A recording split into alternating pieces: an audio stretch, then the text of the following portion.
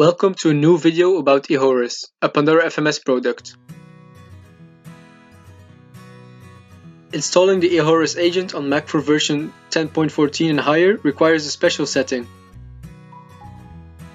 A setting that any remote control tool also needs, as it is a safety feature of the Mojave versions and higher versions such as Catalina, for example.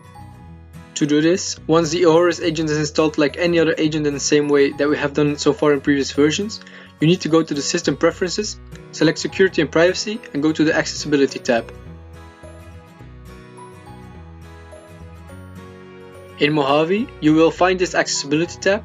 On the other hand, for the Catalina version and higher versions, you will have a new section called Screen or Screen Control, but basically the operation is the same.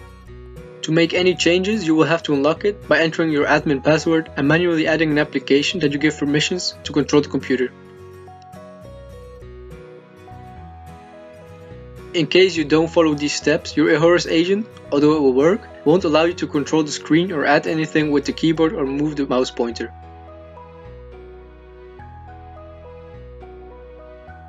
Next, you add an application, and to find it you can press Command, uppercase, and the letter G.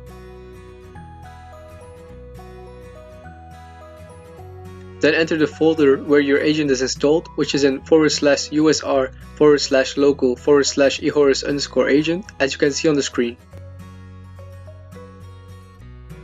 Search inside this folder for eHorus Display and search for the application eHorus Display Manager. Select it, and once it appears on the screen, stop your eHorus agent.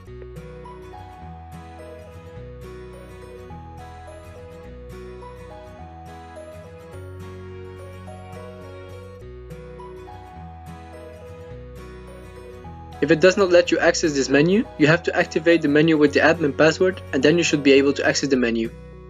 If, for whatever reason, you don't have this password or you don't know how to restore the eHorus agent, you can restart your computer so that it takes the changes.